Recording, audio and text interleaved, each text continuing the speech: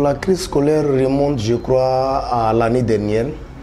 Les enseignants avaient un moment demandé un statut particulier. Le gouvernement ne voulait pas accorder un statut particulier aux enseignants, dans la mesure où si les enseignants obtenaient ce statut particulier, ça allait pousser d'autres corps à demander le statut particulier. Mais avec plusieurs mois de grève et plusieurs semaines de grève, l'État a plié l'échine.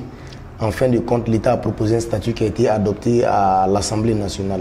Mais il se trouve que dans le statut, une disposition de ce statut dit que les enseignants bénéficieront de toutes les augmentations salariales relevant du statut général de la fonction publique.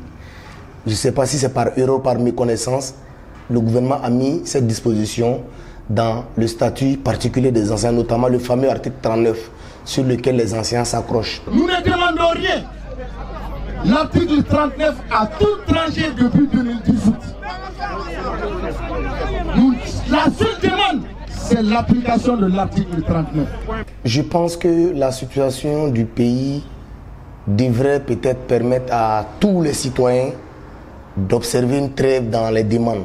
Mais le comportement du gouvernement en face fait qu'aucun citoyen ne peut respecter cette trêve en tenant compte de la situation du pays.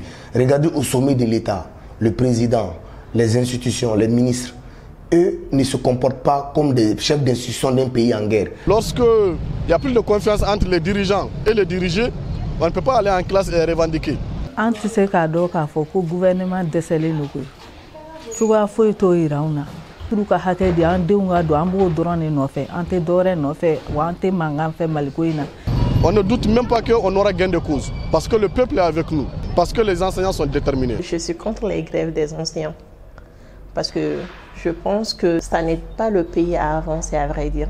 L'année dernière, les étudiants, les élèves ont failli faire année blanche suite à ces mêmes grèves. Donc je pense qu'ils doivent revoir leurs objectifs, revoir leur stratégie et essayer de trouver une autre solution, mais pas avec la grève. Les syndicats de l'éducation signataires du 15 octobre 2016 dénoncent le mépris de la part du Premier ministre, chef du gouvernement et ministre de l'économie et des finances pour les enseignants du Mali. Moi, je pense que le Premier ministre a manqué d'intelligence en faisant cette déclaration. Même si le Premier ministre réellement veut remplacer les enseignants grévistes, je pense que dans un dialogue, le gouvernement est en situation de faiblesse. Donc, il ne faut pas tenir des propos qui radicalisent le partenaire qui est en face. Même si après il a corrigé sa déclaration en disant qu'il ne parle pas de radiation, il parle juste de remplacer les enseignants en attendant qu'une solution soit trouvée à la grève. Ce sont nos enfants, même les enseignants qui sont aujourd'hui en grève, c'est les enfants qui sont dans les écoles. Donc les enseignants doivent accepter un compromis et le gouvernement un compromis.